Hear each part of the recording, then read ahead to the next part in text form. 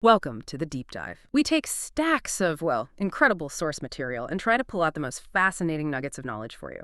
Today, we're diving into something truly um, profound, I think. The really intricate world of dreams, memory, and the sheer power of ideas.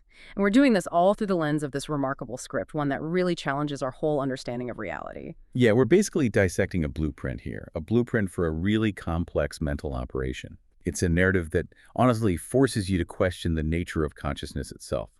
Our mission today is to sort of unpack the mechanics, mind heights, idea planting, and revealing the surprising fragility, but also the resilience of the human mind when thoughts become a commodity. Right. And you're about to discover the detailed rules, the surprising dangers, and the really deeply personal stakes involved. When a team tries to navigate the very fabric of the subconscious, get ready to maybe question how deeply ideas can get embedded and what that suggests about your own mind. So let's kick off with the script's foundational idea, this core premise. What is the most enduring force? Inside the human mind, that is. The film suggests pretty provocatively it's not something physical, it's an idea. It makes this bold claim that once an idea takes root in the brain, it's almost impossible to really get rid of it. You can try to cover it up, ignore it, but it just sticks. Yeah, and that statement, it immediately makes you think, doesn't it, about how deeply ingrained our beliefs can be, even the ones we consciously reject, maybe. How they can subtly dictate our choices, our perceptions. It really echoes real-world psychology. Things like cognitive biases or, the lasting impact of narratives from when we were kids. And this whole concept, it underpins the two key operations in the script. Extraction, that's stealing an idea, usually in the dream state, right? Yeah. Where the conscious defenses are lower. But the real game changer is inception. Right, Inception. And the script initially says, well, the belief is that true inspiration, you just can't fake it. Like the classic example, if I tell you, don't think about elephants, Yeah. what happens? You're thinking about elephants. But, and this is crucial, I gave you the idea, it's not yours. So how do you even get around that fundamental problem? Well, that's the profound challenge of inception, isn't it? You have to plant the idea so subtly, so cleverly, that the subject, the target, believes it's their own. It has to appear entirely self-generated. So it needs to be simple, almost like a tiny seed, sort of unassuming, something that can grow naturally in the subject's mind, making them think, I just had this great idea. Well, this takes more than just technical skill. It's a deep understanding of human emotion, motivation. Okay, so if we're planting these really delicate seeds, how do you even start creating the environments, these elaborate, multi-layered dreamscapes you need? You need an architect. That's Yeah. what the script says. Someone who can literally construct entire cities, even impossible stuff that couldn't exist in reality. Exactly. The mind, when it's dreaming, it performs wonders, truly. It creates and perceives a world simultaneously. It's amazing. The architect sort of takes over the creating part. They build the raw environment, the stage, if you will, and then the subject, the dreamer, populates it with their own subconscious projections. It's like building the set for a really personal play. But, okay, if the architect is basically playing God in this dream world, are there rules, like ground rules to stop them getting lost? Or messing up the dream for everyone else? For instance, the script is really clear. Architects should never recreate places from their own memory. That's absolutely critical. Yeah. Yeah, it's about maintaining sanity, distinguishing the layers of reality. You can't use whole places you know. You use pieces, maybe, a specific type of street lamp, like you said, or a kind of brick pattern, but not whole areas. Not your childhood home, for example. And this leads to these fascinating architectural, cheats, you could call them. Things like paradoxical architecture. The Penrose steps are the classic example, that staircase that just goes up and up forever. These closed loops, they help disguise the edges of the dream world, make it feel infinite, real. Yeah. And the dreamscapes, they also need to be complex, intricate enough for the team to actually hide from the subject's projections if things go wrong. Which they often do. So if you're navigating these complex, sometimes paradoxical spaces, how do you know what's real within the dream? Like, how do you know you're not still in another layer? Or worse, confusing it with actual reality? That's where the totems come in, right? Right. Totems are such a brilliant concept in the script, a tangible solution to that universal question. Yeah. How do we know it's real? It's a small object, very personal. Only you know its true weight or its balance or how it behaves, like a loaded die that always lands on a certain number, or that spinning top that in a dream would just spin forever, never fall over. The key is no one else can handle your totem and know its true secret properties. So it ensures you know you're not in someone else's dream where its physics might be different. It's kind of a powerful metaphor, isn't it? For our own little personal anchors, those reality checks we all kind of rely on, maybe subconsciously, to tell truth from illusion. Okay, so you're in this shared dream, built by an architect, navigated with a totem, and the subject's subconscious, it populates this world with projections. These are the people you see, the cars, the general feel, the texture of the place. They make the dream feel real, lived in. But here's where the danger really ramps up.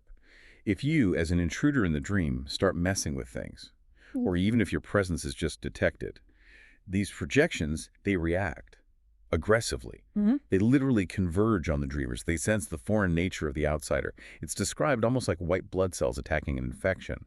And the subconscious can even be, well, militarized, trained, maybe by past trauma or even other extractors, to defend itself with actual security forces. Projections with guns.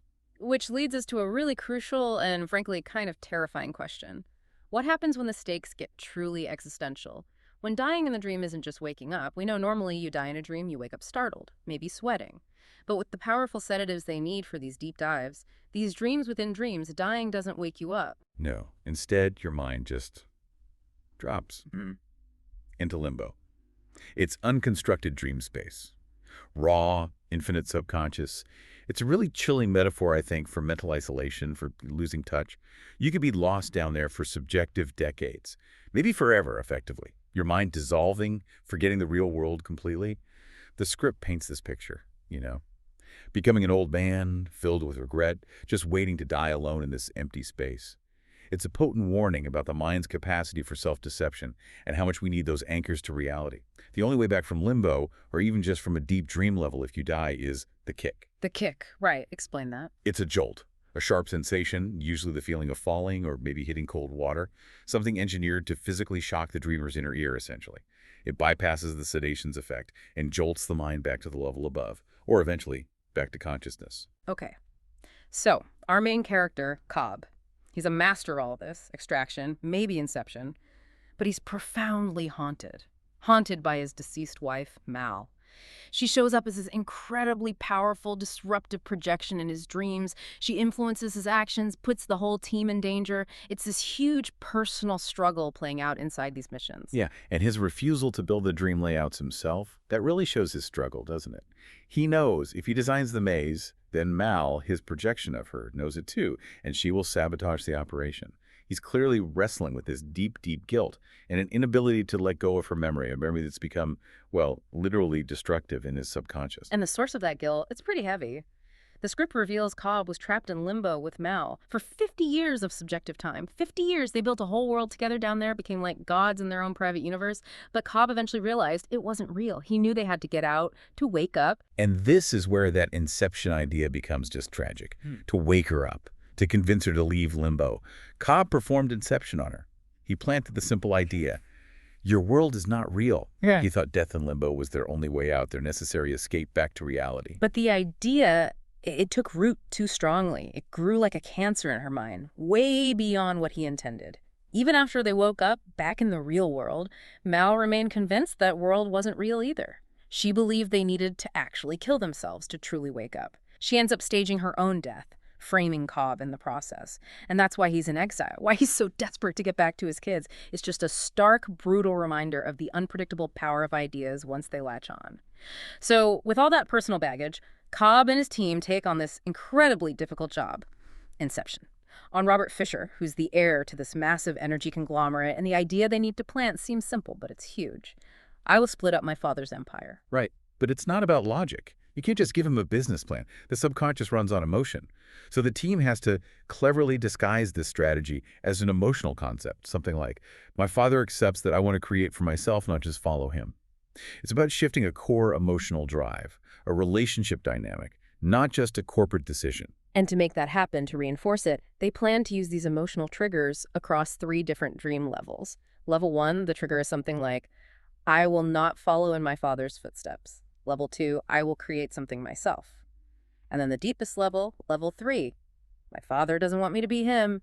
Each one is like a little nudge building towards the final goal. Yeah, and to make these ideas feel self-generated, which is absolutely key, they leverage someone important in Fisher's emotional life.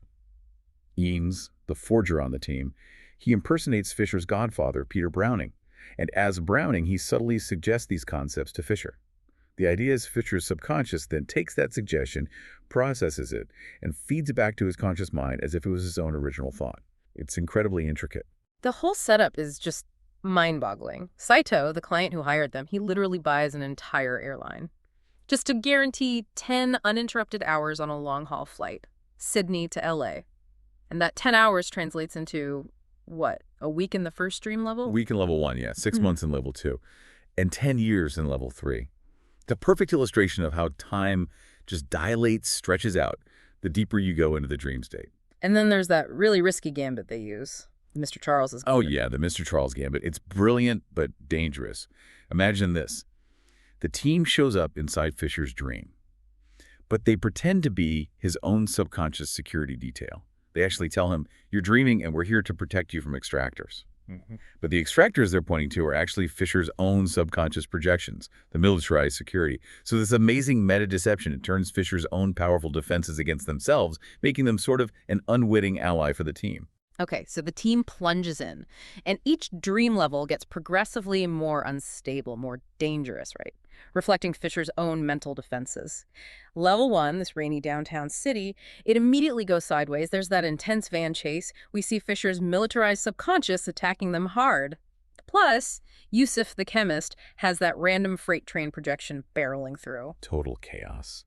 And Saito gets gravely wounded right at the start, which immediately brings the threat of limbo to the forefront, if he dies here. But the Mr. Charles thing starts working, doesn't it? Yeah. Fisher actually begins to trust Cobb, thinking he's his protector. Exactly. Then level 2, the hotel. And suddenly it's zero gravity because Yusuf's van is tumbling through the air on the level above, which is just a fascinating link between the layers, showing how actions in one affect the physics of the one below.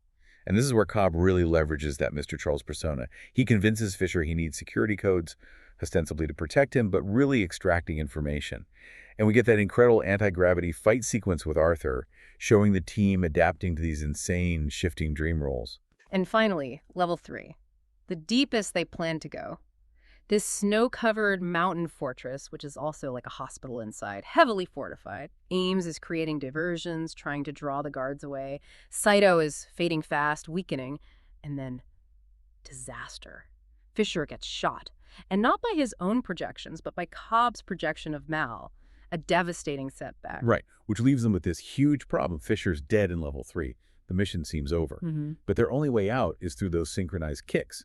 Remember, Yusuf initiates the first one way back in level 1, the van hitting the water. That jolt travels up. It causes the effect Arthur uses in level 2, the elevator crash. That's the second kick.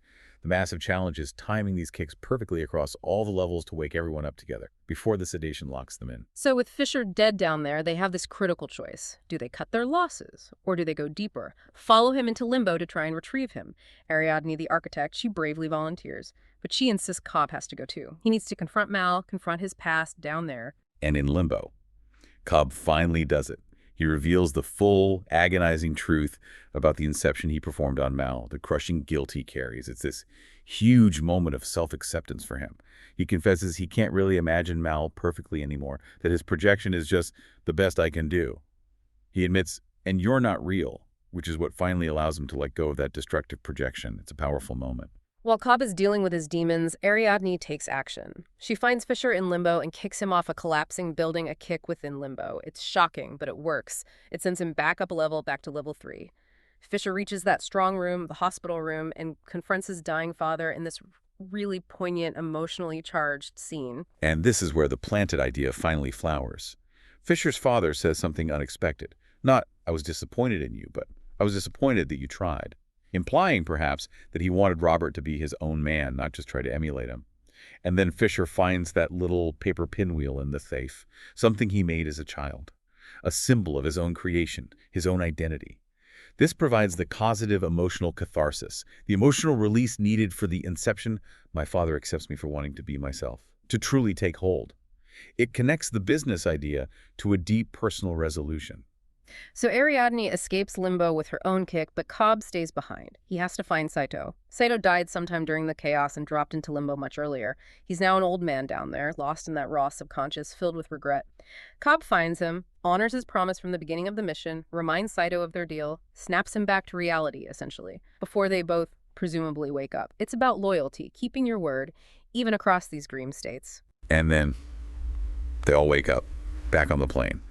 The mission, incredibly, seems complete. Saito makes a phone call. We assume he's clearing Cobb's name, fulfilling his end of the bargain. Cobb walks through immigration control, no alarms, he's clear. And then he sees his children. He's finally home. And as he sees his kids' faces, he hasn't been allowed to remember clearly. He puts his totem, that little pewter spinning top, on the table, and he spins it. The script ends right there. The top is still spinning. Does it wobble? Does it fall eventually? Or does it keep spinning forever, meaning he's still dreaming? It just leaves you, the listener, hanging. Is Cobb truly home? Or is this just another, perhaps happier, layer of the dream? Yeah, it deliberately raises that fundamental question for you, doesn't it? How do you really know what's real? And maybe more importantly, what reality do you choose to believe in? It's a profound challenge to our whole sense of perception. We've definitely seen how deeply an idea can be planted and how profoundly it can alter someone's entire reality, their choices, their relationships. So what does that suggest about the ideas, the big ones and the small ones, that consciously or maybe unconsciously shape your reality every single day? That was a truly mind-bending deep dive, wasn't it? Yeah. Into this intricate world of dreams, the subconscious, the power of ideas, all through that incredible script. From extraction to inception, the paradoxes of dream architecture, that terrifying concept of limbo, and the really deep personal struggles. It definitely makes you reflect on the resilience, but also the fragility of our own minds. Absolutely. Next time, we'll unpack another stack of fascinating sources. We hope they'll challenge your perceptions and leave you with even more interesting questions to think about. Until then, keep digging for those nuggets of knowledge. Welcome to